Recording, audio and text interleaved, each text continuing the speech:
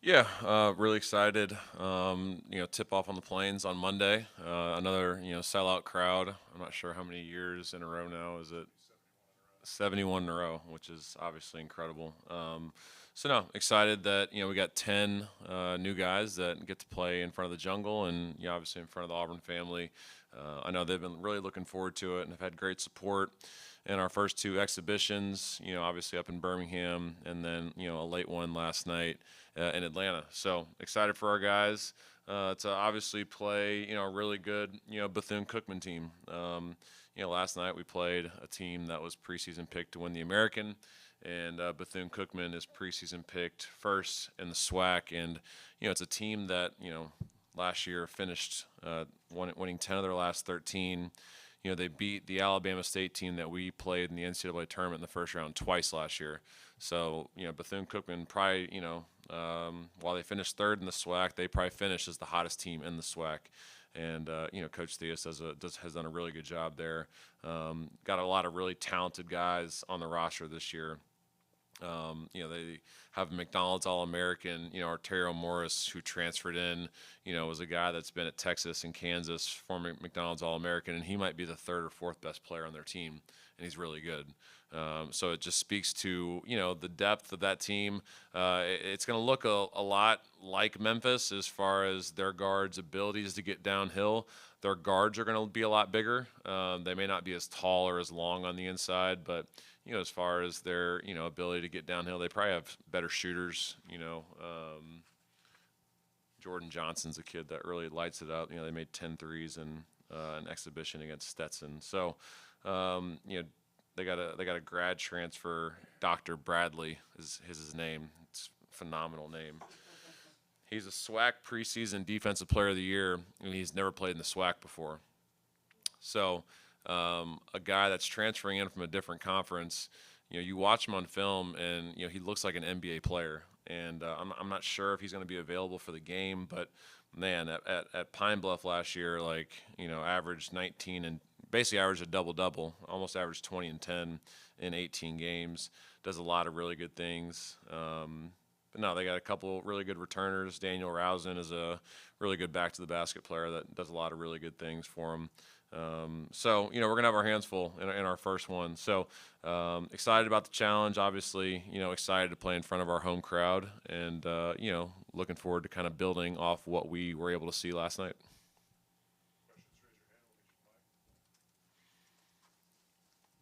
Obviously, you guys tried out a different lineup last night, just throughout the preseason, whether it's the two exhibitions, whether it's what you saw in practice. What did you learn about the different looks that you have for this team and the lineups you guys have?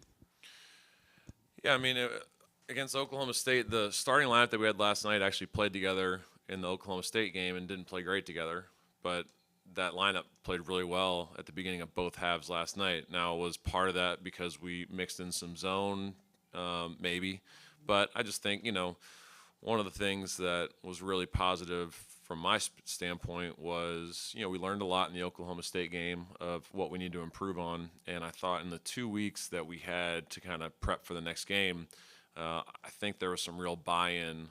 And it's not that there wasn't before, but for them to really pay attention to the things that we really need to fix, but then for them to see results in that, I think it's huge because we spent 2 weeks really working on our stance and our closeouts and being in gaps, and for them to see that hard work pay off and deliver some results, I think is huge for what we're trying to do here.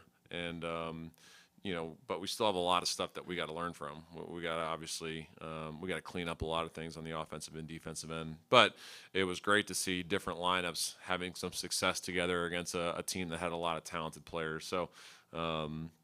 Really glad that Caden and Abdul, got to play more extended minutes than they did in the Oklahoma State game and had more success. Obviously, those are two guys that, can really make shots at a high level. And as you saw, it really opens up our offense when we can have two more three-point shooters out on the floor together. So, it was good to see some guys that didn't play the way they wanted to play really well last night.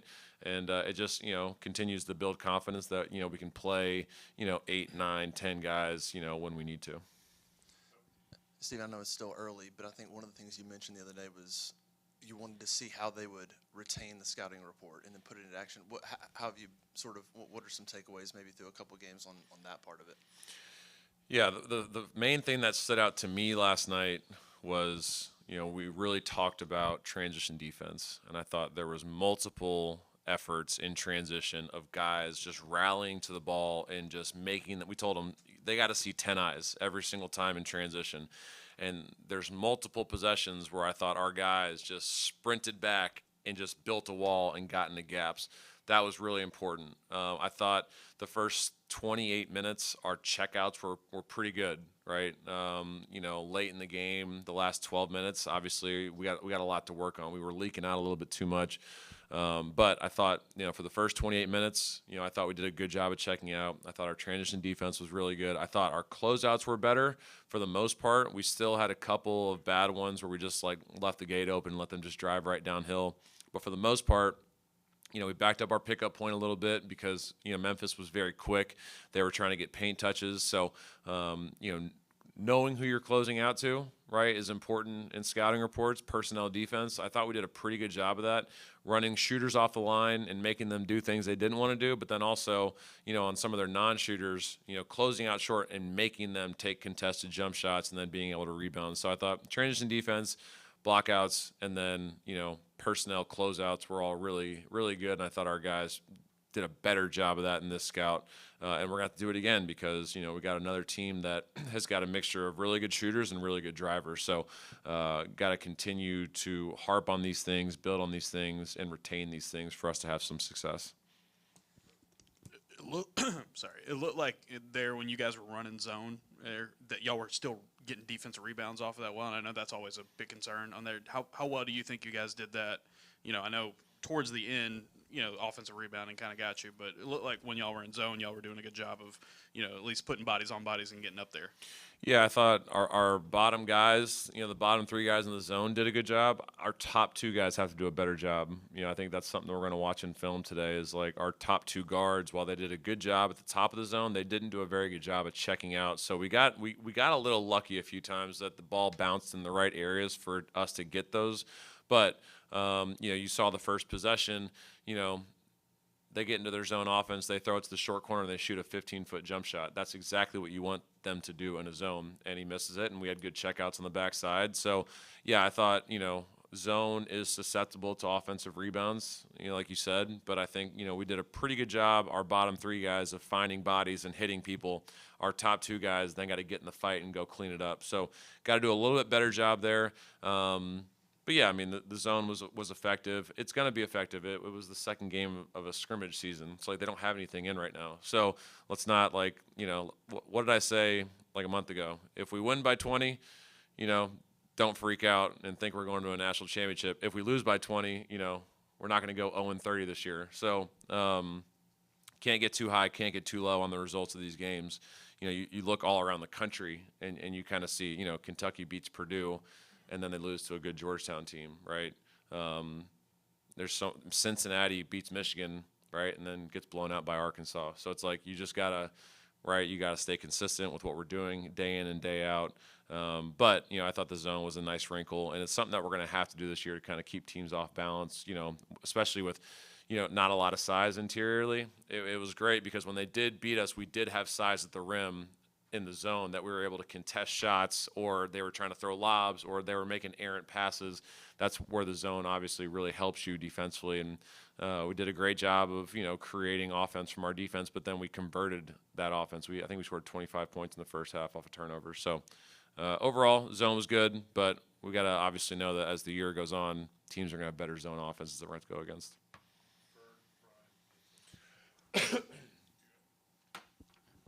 Stephen, do you have any routines that you do before a game, something you wear, something you eat, and will you add anything now that you're the head coach?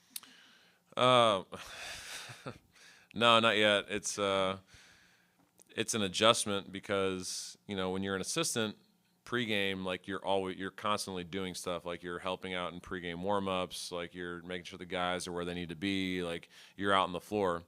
Now that I've moved over to this seat, you're really just sitting there really doing a whole lot of nothing for 2 hours before the game. So I'm is it inappropriate for me to like watch a TV show? Do I, like, what am I doing? So obviously you're getting your game notes ready, and yesterday, like I added a few things to what I was doing. I watched some play call review on my computer, just to freshen up on what we're doing offensively. I read back over the scouting report just a few more times, just to continue to get more familiar with what we're doing. And it's hard. You're trying to figure out a routine, but leading up to the game, like nothing really changes. We're all doing a lot of the same stuff.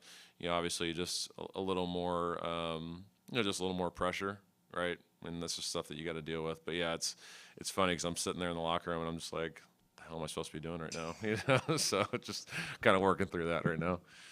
As a follow-up, did your dad just pal around with everybody before games? That was his routine? So when BP, he wrote everything on a whiteboard, and I don't know if you guys ever saw the whiteboard, but could you read any of it? It was more so for him just to like gather his thoughts and like remember like what the scouting report was.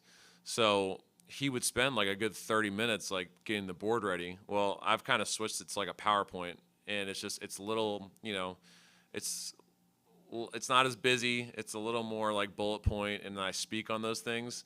But it takes me 10 minutes to put that together at the hotel. So like when I get there, like BP would use that time to put together the board, or God knows what else people were having him do. He was probably like, I don't know. He was always visiting with people. You know what I mean? Like he's doing a million things. So that, yeah, he stayed a lot busier in his pregame routine, or he felt like he didn't have enough time pregame, whereas I'm just like trying to figure out what to do with my time at this point.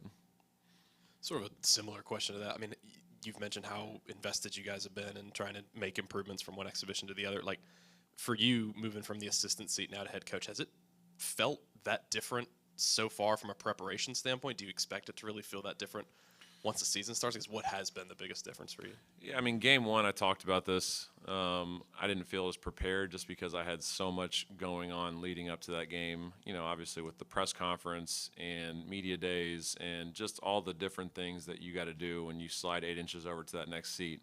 All the responsibility that comes with it. It's all great stuff, but it really does take away from your time to get prepared. I made a conscious effort the last 2 weeks to really sit down and just spend more time on Memphis and really dive into what they did. I watched our game against them in Maui multiple times.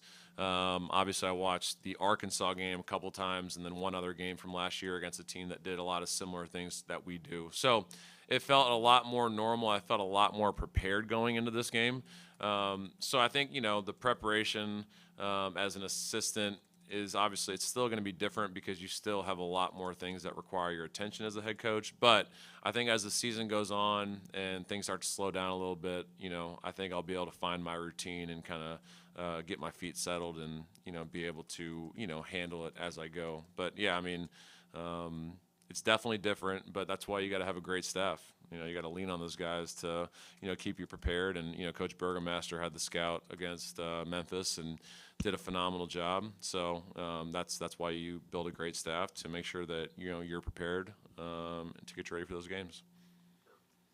In years past, with you guys playing these home games, these non-con games, you try to find teams that could make the tournament or Right. preseason favorites. It's a lot harder to do that now, when everybody's roster changes so much in the preseason. But how valuable is it that you guys are starting with a team that, could be a, NCAA tournament team and like trying to stack as many of those as you can in the year, even if they're not quad one games? Right. No, it's great. This is a team that is, really talented, and they're going to expose, some things that we need exposed. I'm glad that they're a similar look to what Memphis was, as far as what some of their strengths are. They, like I said, they shoot it a little bit better, and they're a little bit better on the wings. But we've always traditionally, played really scary mid-major opponents, and it got us 2 years ago at App State. But like this is a team that's kind of built like that, as far as they got good size on the inside, good size on the wings. They got guys that can make shots. So it's just good for us to be able to, show our guys film of guys that they respect, right? And I think it helps those guys get ready for every single game. But yeah, to say that this is a team that was picked preseason to win their league, They beat an Alabama State team that, if you don't remember, with like 4 minutes left in the first half of the NCAA tournament, it was a 1-point game. And if we hadn't kind of gotten lucky at the end of that half and gone on a little bit of a run to get up 9, like that probably stays a close game, and we only won the game by 20. So, they come from a good league. This does not. You're going to look at this team and you're like, that is not a SWAC team. That they have the size of a really good. They have a size of an SEC team. So you're gonna look down there and be like, all right, they got dudes that can play, and it'll be a great test for our guys in game 1. Thanks, guys.